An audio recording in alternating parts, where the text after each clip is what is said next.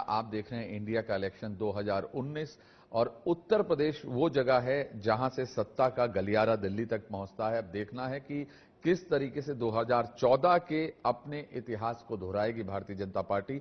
मेरे संग बात करने के लिए मौजूद हैं doctor Dinesh Sharma, deputy CM हैं उत्तर प्रदेश के और स्टार प्रचारक हैं भारतीय जनता पार्टी के। और मैं जिस घर में बैठा हूं, इस घर का भी अपना एक इतिहास है। नरेंद्र मोदी प्रधानमंत्री जब एक कार्यकर्ता के रूप में काम करते थे तो लखनऊ आकर यहीं एक तख्त पर सो गए थे, क्योंकि उस टाइम वो बहुत थके हुए थे। इस तरीके से बीजेपी काम करती है और दिनेश शर्मा भी जमीन के कार्यकर्ता हैं। पूरे भारत में उनकी सभाएं लग रही हैं, तो उनसे जानने की कोशिश करूंगा कि पार्टी को कहां पा रहे हैं। आपका बहुत बहुत स्वागत है दिनेश जी। नरेंद्र मोदी जी से आपकी जो यादें हैं इस घर की, पहले तो वो मैं जानना चाहता हूं। नहीं, नरेंद्र मोदी जी एक कुशल संगठन करता है जी। और पूरे देश के हर व्यक्ति की जो भी उनसे मिल चुका है उसको उनकी यादें रहती हैं। आदरणीय मोदी जी राष्ट्रीय महासचिव के रूप में युवा मोर्चे के प्रभारी भी रहे हैं और ये मेरा सौभाग्य रहा है कि कई कार्यक्रमों में युवा मोर्चे के अध्यक्ष के रूप में मैं उनके साथ में रहा और गुजरात के प्रभारी के तौर पर तो पूरा एक लंबा अरसा मेरा उनका सानिध्य प्राप्त करने में लगा। और उससे पहले भी जब वो मुख्यमंत्री थे तो मेयर के तौर पे मैं लखनऊ का होने के बावजूद भी मैं कई कार्यक्रमों में गुजरात उनके बुलावे पर गया। कार्य संस्कृत जो है उनका काम करने का जो तरीका है, संगठन के लोगों के को किस प्रकार से करना चाहिए, सरकार के लोगों को कैसा करना चाहिए, ये एक उनका विजन रहता है।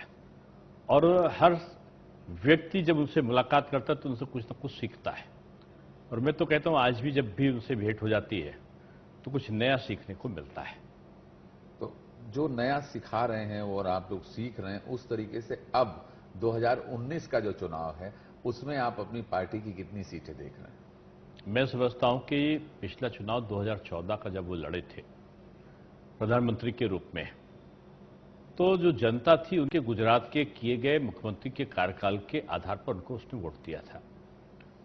इस बार जो 5 वर्षों में उन्होंने काम किया है और परिश्रम की पराकाष्ठा A to Z, यानी प्रत्येक जगह के लिए उन्होंने कुछ ना कुछ योजनाएं, कुछ ना कुछ कार्य, देश की आर्थिक स्थिति कैसे बढ़े, देश मजबूत कैसे हो, सुरक्षा कैसे ठीक हो, किसानों की उन्नति कैसे हो, उनका लाभ कैसे हो, व्यापारियों के द्वारा जो ट्रांजैक्शन है उसमें पारदर्शिता कैसे आवे, एक गरीब को कैसे लाभ मिले, एक असंगठित क्षेत्र के मजदूरों को कैसे यूनाइट किया जाए, ये महिलाओं को कैसे गैस का चूल्हा मिले, किस प्रकार की उनकी सम्मान की रक्षा हो कि टॉयलेट्स बने। ये मोदी जी हर क्षेत्र में अगर आप नजर उठाओगे तो कुछ ना कुछ कि नौजवान आगे कैसे बढ़े, तो स्किल डेवलपमेंट, नौजवान आगे कैसे make in India, stand up India, startup India, मुद्रा लोन, डिजिटल इंडिया, यानी हर चीज में कुछ ना कुछ एक तरीके से उपहार की तरफ से पेश किया है प्रधानमंत्री जी ने। और मैं समझता हूं कि आजादी के बाद का ये स्वर्णिम कार्यकाल 5 वर्षों का कार्यकाल गिना जाएगा। हमारा राजकोषीय घाटा अपनी सीमा के अंदर है। हमारा जो बैंक के ऋण जो अशुद्ध ऋण में परिवर्तित हो जाते, भागने वाले तो भागे। पहली बार एक कानून बनाया कि जो दिवालिया घोषित करने से वो बच नहीं पाएंगे, बल्कि जितनी भी संपत्ति होगी उसको नीलाम करके उसकी वसूली होगी। आज माल्या का सारा पैसा लगभग वसूल हो चुका है। आज गोदरेज का जितना पैसा है वसूल हो चुका है। आज स्टील के क्षेत्र में रोइया या और लोग जो पैसा लेके भाग रहे थे, पहले उससे ज्यादा पैसा उनका देने के लिए वो तैयार हो गए हैं। तो ऐसे लोगों को, नीरव मोदी ऐसे लोग आज जेल की शिकंजी के अंदर हैं। तो ये पहले क्या होता था कि सरकारी पैसे का बंदर बांट होता था। पहली बार प्रधानमंत्री ने ऐसे लोगों पर अंकुश लगाया। आप देखो जितने भी नाम आज गिनाए जाते हैं, जिनको कांग्रेस के लोग डर के नाम लेके और मोदी जी का, यानी हिंदुस्तान में कोई भी मोदी हो तो मोदी जी का रिश्तेदार बता देते हैं, उनको 2014 के पहले कांग्रेस सरकार ने लोन दिया, बगैर किसी गारंटी के दिया, बगैर किसी कई ब्याज तो ऐसे जो बगैर किसी लोन इंटरेस्ट के दिया। तो ऐसा पैसा जो बंदर बांट की, उसका दुष्परिणाम निकले, यानी बैंकों की आर्थिक स्थिति जर्जर हो गई। तब प्रधानमंत्री ने कानून बनाया कि उनसे वसूली कैसे की जाए और उसी के कारण कई लोग तो जो भागे तो उनका पीछा विदेश तक नहीं छूटा और आज वो सारा पैसा रुपया वापस करने के लिए या तो तैयार हो गए या उनकी संपत्ति जब्त हो गई। ये जो आप कह रहे हैं इसको आप अपनी उपलब्धि के रूप में मान रहे हैं, लेकिन कांग्रेस कहती है कि साहब वो लोग तो भाग गए और आप रिकवरी जो कर रहे हैं रिकवरी कम है। दूसरा कांग्रेस कहती है कि साहब लीजिए, अभी रिकवरी, अभी तो कांग्रेस ही कह रहा था कि माल्या जितनी संपत्ति उनकी आपने की है वो 1.5 गुना संपत्ति अटैच कर ली जितना उनका लोन नहीं है। ये कांग्रेस का बयान आया। रोहिया के बारे में उनका बयान आया कि रोहिया जब खुद खरीदने को तैयार है तो उसको संपत्ति क्यों नहीं दी जा रही है। तो अपने बयान का ही दूसरा विपरीत बयान देना ये कांग्रेस की फितरत में शामिल है।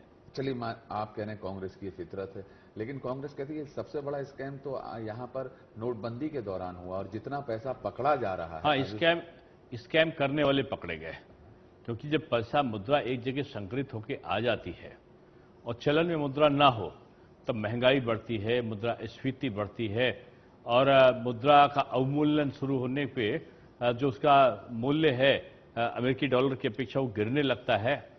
लेकिन डिमोनेटाइजेशन के बाद एक समय तक का कुछ 6 महीना साल भर तक उसका दुष्प्रभाव होता है और उसके बाद एकदम से जो हमारी जो ग्रोथ रेट है वो जंप करती है, महंगाई कम होती है, हमारा निर्यात बढ़ता है, आयात कम होते हैं।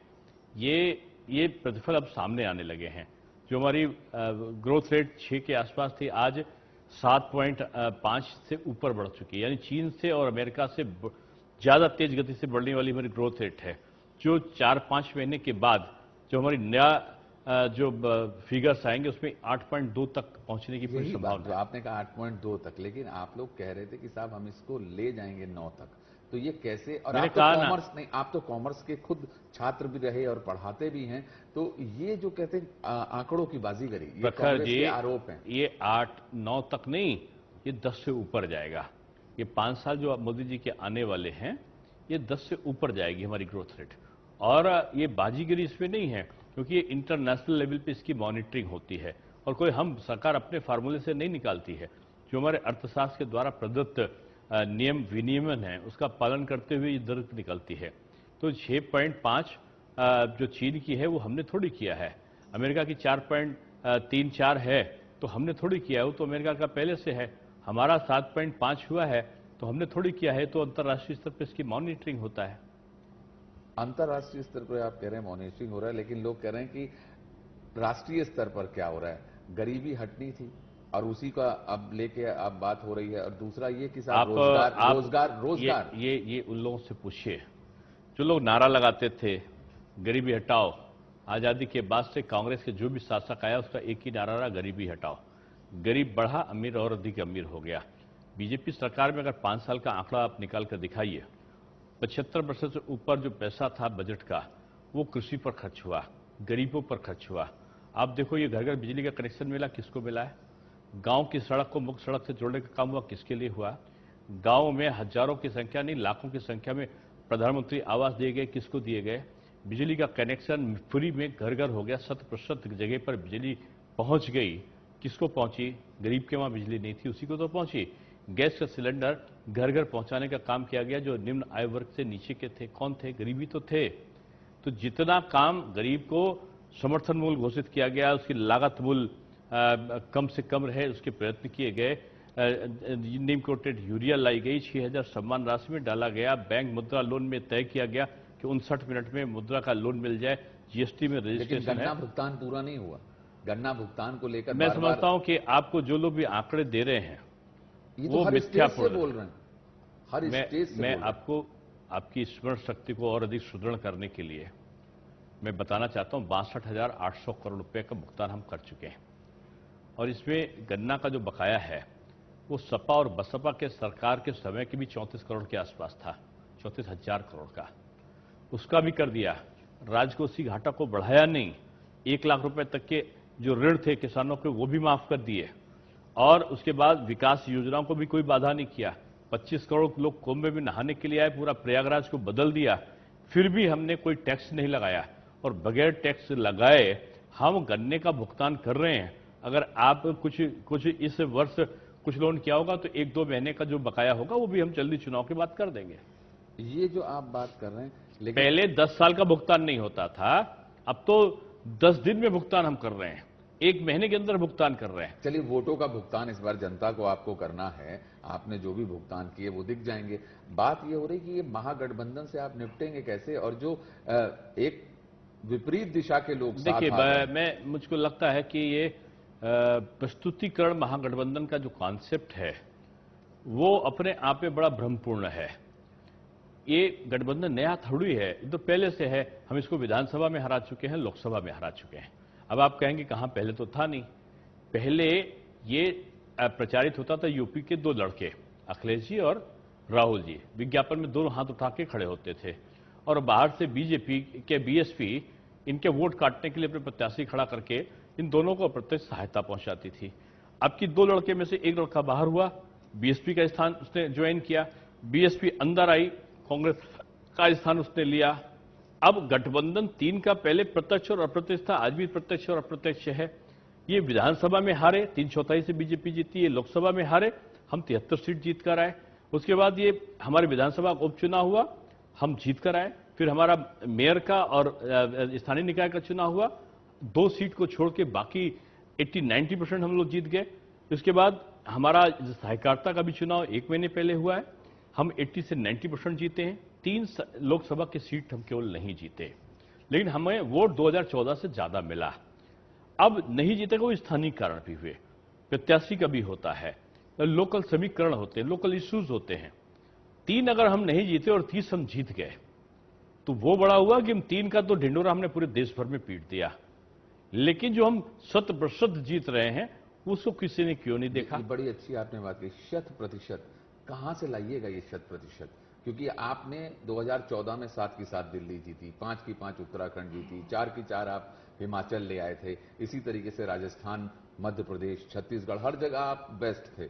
इस बार आप बेस्ट कैसे आएंगे? 3 स्टेट तो आपके हाथ से निकले हुए हैं। लेकिन उन स्टेट में अगर आप मध्य प्रदेश की बात कर रहे हैं तो हमारा मत प्रतिशत ज्यादा है उनसे। आप राजस्थान की बात कर रहे हैं तो हमारा मत प्रतिशत लगभग बराबर है। लोगों ने वहां भी मोदी जी को ऊपर पसंद किया था, मध्य प्रदेश में भी पसंद किया था। ये मैं नहीं कह रहा हूं, आपका इलेक्ट्रॉनिक चैनल का सर्वे बोल रहा था। तो जो स्थानीय राज्य के चुनाव हुए वो अलग विषय हुए। अब आज जो चुनाव हो रहे हैं वो केंद्र के चुनाव है। केंद्र में लोग देखते हैं कि राहुल जी और मोदी जी में कौन, सीधा सा जवाब आता है। तो उसका जवाब प्रियंका जी स्वयं से दे देती हैं कि हम तो वोट काटने के लिए लड़ रहे हैं, हमारे प्रत्याशी कमजोर हैं, और फिर सांप खिलाने लगते हैं। फिर बच्चों से गाली दिलवाने का काम कुछ नेता करने लगते हैं कि छोटे छोटे बच्चों को गाली सिखाते हैं कि प्रधानमंत्री को गाली दो। प्रधानमंत्री के हमारे वहां क्या है, उत्तर प्रदेश में रिवाज था, होली के अवसर पर गाली गाई जाती थी जी। और जब गाली गाते थे लोग तो ये मानते थे शुभ है, गाली गा दिया उम्र बढ़ाते थे, तो हमारी उम्र बढ़ गई। कि जितना कांग्रेस के लोग गाली दे रहे हैं ना, मोदी जी की राजनीतिक उम्र बढ़ती जा रही है और उनका शासन सत्ता का कार्यकाल बढ़ता जा रहा है। ये दे गाली स्वयं भी देते, तो बच्चों से दिलाने लगे। बच्चे भगवान का रूप मोदी माना जाता है। मोदी जी ने कह दिया कि मैं तो गाली प्रूफ हूं। कभी हत्यारा कहते हैं, कभी नीच कहते हैं, और कभी चाय वाला कहते हैं, कभी उनको फर्जी पिछड़ा कहते हैं। पिछड़ा वर्ग आयोग का गठन कर दिया, मायावती जी ने कहा है। पिछड़ा वर्ग, मायावती जी की इस टिप्पणी को आप मैं कैसे कह रहा मानते हूं हैं? पिछड़ा, ये सब एक है ना, इनका दल अलग है, दिल एक है। ये इनका सिंबल अलग है लेकिन इनका एजेंडा एक है। एजेंडा नंबर 1 मोदी हटाओ, एजेंडा नंबर 2 मोदी हटाओ, एजेंडा नंबर 3 मोदी हटाओ। तो ये सब, ये सपा, बसपा, माकपा, भाकपा, कांग्रेस, ये एनसीपी, ये आरजेडी, ये कम्युनिस्ट, ये सब के सब मिलकर एक विचारधाराओं से गवर्न हो रहे हैं। और एक विचारधारा जो है वो है मोदी जी की राष्ट्र के प्रति समर्पण की विचारधारा, देश को बनाने की विचारधारा, सबका साथ सबका विकास की विचारधारा और विकास की विचारधारा। डॉक्टर साहब का कहना है कि हम विकास की विचारधारा के साथ चल रहे हैं और हम ये साबित कर देंगे कि मोदी अभी भी नंबर 1 हैं। लेकिन ये साबित जनता को करना है, ये वोट मांगेंगे। वक्त है एक ब्रेक का। ब्रेक के बाद जानने की कोशिश करेंगे कि जहां मैं बैठा हूं ये धरती माना जाता है लक्ष्मणपुरी है, और अटल जी को इस धरती से बहुत प्यार था और इतना ही प्यार इस धरती ने अटल जी को दिया। अब उनकी विरासत संभालने की जिम्मेदारी राजनाथ सिंह की है और उसमें सहारा देने की जिम्मेदारी डॉक्टर दिनेश शर्मा की है, क्योंकि दिनेश शर्मा ने भी जब अपना मेयर का चुनाव लड़ा था तो तो अटल जी ने एक जुमला कहा था कि कुर्ता तो दे दिया है, पजामा भी तो दे दो, दोनों साथ रहेंगे तभी तो जीतेंगे। बात करेंगे इस ब्रेक के बाद।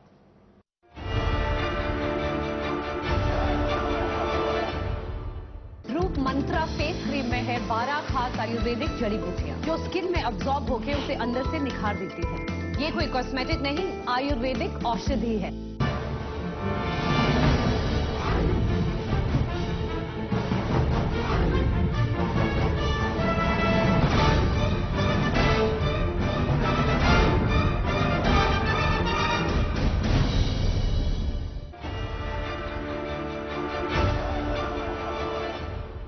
ब्रेक के बाद एक बार फिर आपका स्वागत है। आप देख रहे हैं इंडिया कलेक्शन 2019 और मेरे संग इस खास मुद्दे पर बात करने के लिए मौजूद हैं डॉक्टर दिनेश शर्मा। उनकी अटल जी के संग भी बड़ी अच्छी यादें रही हैं और राजनाथ सिंह को जब अध्यक्ष बनाया गया था तो वो अटल बिहारी वाजपेयी का एरा था और अब जो वक्त चल रहा है वो नरेंद्र मोदी का युग चल रहा है। आप जब देखते हैं पीछे, क्योंकि जिस तरीके से आरएसएस और बीजेपी अपने लोगों को तैयार करती है, तो आप संस्कृति की बात, विरासत की बात करते हैं और ये तहजीब का शहर है। ये तहजीब का शहर आपको कैसे लग रहा है कि राजनाथ सिंह को ही जिताएगा, जबकि यहां पर आपके खिलाफ काफी ज्यादा विरोध है?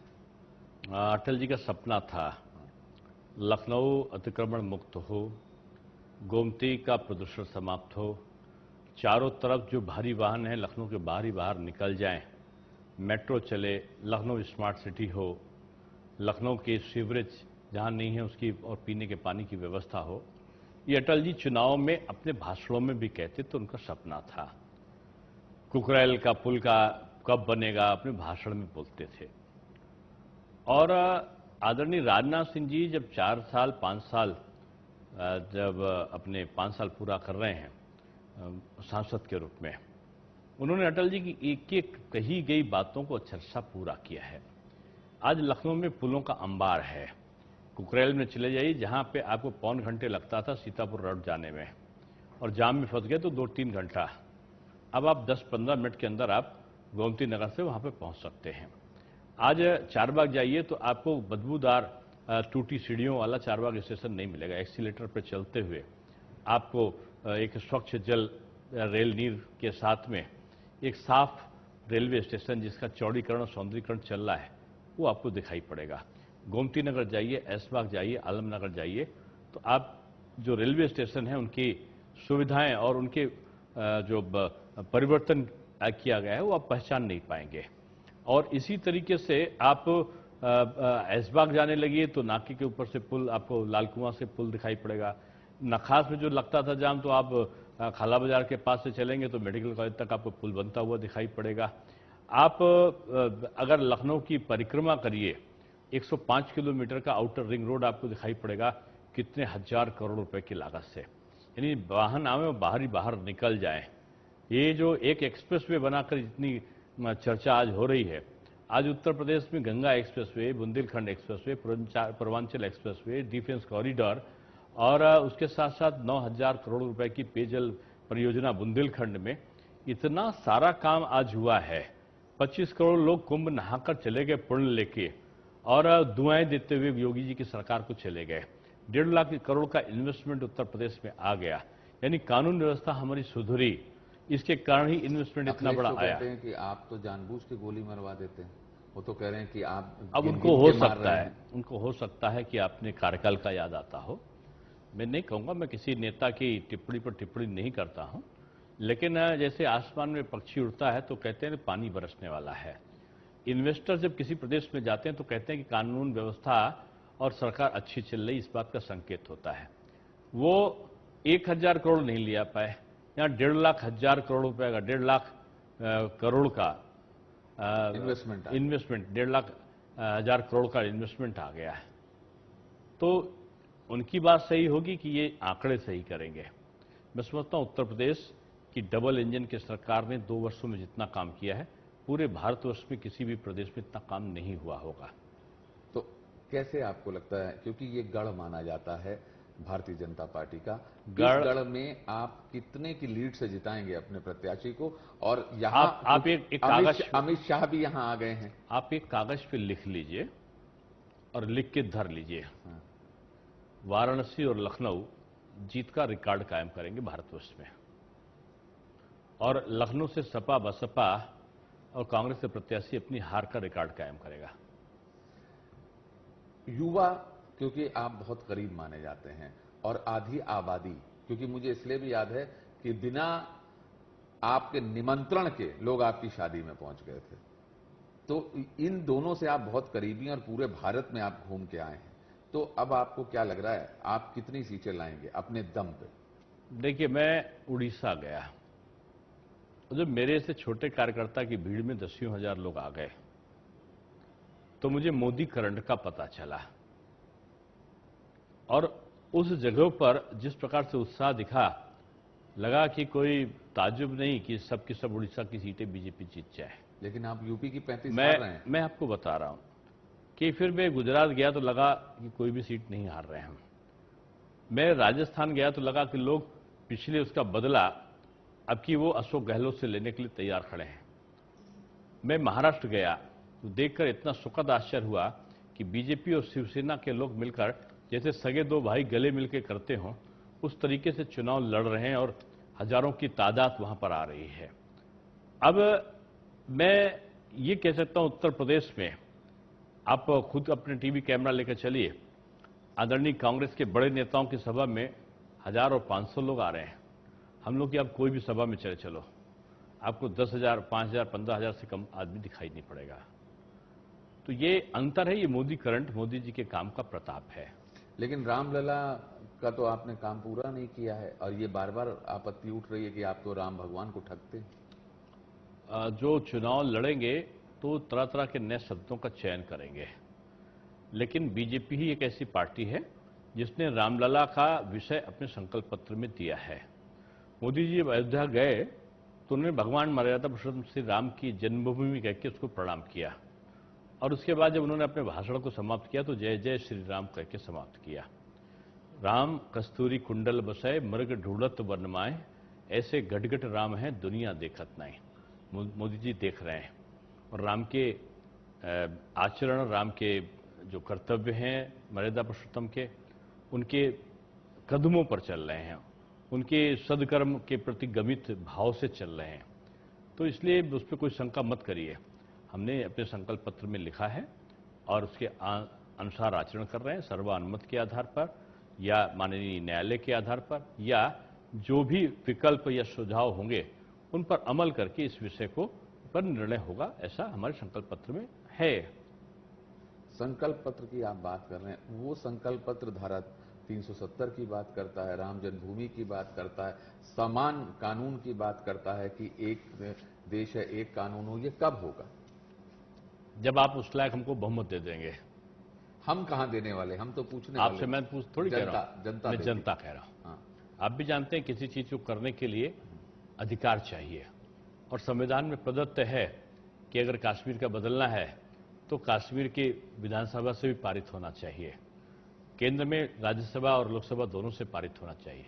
हमारा बहुमत आने दीजिए, राज्यसभा में भी और इसमें भी आप देखेंगे कि जो परिणाम होगा, जो हमने कहा, बीजेपी जो कहती है ना वो पूरा करती है। आप मेरा बार बार एक सवाल टाल जाते हैं, उत्तर प्रदेश से कितनी सीट आपको मिल रही है? अब की बार 74 पार। 74 लाएंगे? पार 74 पार कैसे, कहां से आपको लग रहा है? आपके जहां से पिछले बार लाए थे, लोग पिछले आपको बार छोड़ के चले जाते हैं। आपके लोग हमारे पर आशा आ रहे हैं, जो छोड़कर चले आए उनको आपने नहीं देखा। जो एक दो लोग जिनको हमने खुद से विदा कर दिया वो आपको दिखाई पड़ गए, इसका मुझे आश्चर्य है। नहीं, शत्रुघ्न सिन्हा जैसा आदमी जो हमेशा आपके थे, उनकी वाइफ बीजेपी में रहे तो शत्रु रहे, अब शत्रु कांग्रेस के शत्रु बनकर जिन्ना के कांग्रेस में दिए गए योगदान को याद कर रहे हैं। अपनी धर्मपत्नी को यहां से लड़ा रहे हैं लखनऊ से। ये आप उनकी लॉयल्टी को यहीं से देख लीजिए। वो कांग्रेस के हैं नेता बिहार में, लखनऊ में आके वो समाजवादी हो जाते हैं, और समाजवादी होने के बाद में वो पत्नी धर्म का निर्वाह करने लगते हैं। कांग्रेस अमेठी और रायबरेली में लड़ रही है, सपा और बसपा उसको समर्थन कर रहे हैं। जो फिरोजाबाद है, कन्नौज है और आजमगढ़ है, वहां पर कांग्रेस सपा और बसपा को समर्थन कर रही है। तो ये सब अलग कहां हैं? आपको दिखाई पड़ते हैं सब अलग अलग, सब एक हैं। बीजेपी ना आए ये इनका एजेंडा है, बीजेपी आएगी जनता के एजेंडा के आधार पर आएगी, पहले से ज्यादा जोरदारी से आएगी और इनके जो मुंगेरी लाल के हसीन सपने हैं जो दिन में दिख रहे हैं वो रात को भी नहीं दिखेंगे सत्ता में आने पूरे के। भारत में आपकी कितनी होंगी? पिछले बार से मैं समझता हूं बहुत ज्यादा होंगी। कितना? 272 तो आपकी अपने दम पे आ गई थी। देखिए, एनडीए का 300 से ऊपर का आंकड़ा था, वो अपनी पिछले आंकड़े से भी काफी सीटें आगे होगा। और जो राहुल गांधी 2 जगह से लड़ रहे हैं उसको आप लोग कैसे मानते हैं? फिलहाल और आपकी क्या देखिए अगर कम्युनिस्टों ने अपना रुख नहीं बदला तो ये वायनाड से भी हारेंगे और अमेठी से हार तो 200% तय है। अमेठी और रायबरेली दोनों से। कैसे आपको लगता है? कैसे हमको नहीं लगता, दावा है। हम लोग दावा नहीं करते। अगर उनको नहीं लगता तो अमेठी छोड़कर नहीं जाते, उनको लग गया। जीत रही है, बीजेपी जीत रही है और बीजेपी की हमारी कर्मठ प्रत्याशी आदरणीय स्मृति ईरानी जी हैं, तो निश्चित रूप में उनकी विजय होगी। क्या है, बीजेपी में प्रत्याशी नहीं लड़ता, संगठन लड़ता है, कमल का फूल लड़ता है और कमल के फूल के प्रति हर व्यक्ति की आस्था है और मैं समझता हूं कि ये चढ़कर बोलेगा जादू मोदी जी का। अमेठी में बोलेगा, कन्नौज में बोलेगा, आपका रायबरेली में बोलेगा और आजमगढ़ में बोलेगा। डॉक्टर दिनेश शर्मा का कहना है कि हर हाल में दिनेश जी को लगता है कि इस बार भी कमल का फूल जीतेगा और पूरे भारत में कमल खिलेगा, लेकिन लड़ाई इतनी आसान नहीं है।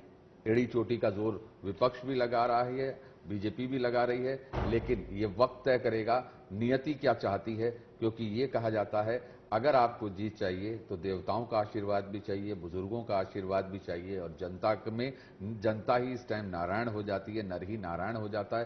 तो ये किसको आशीर्वाद देगा ये सिर्फ इस दुनिया को चलाने वाला जानता है। आदमी सिर्फ प्रयास करता है, लेकिन गीता ये कहती है कर्म करो।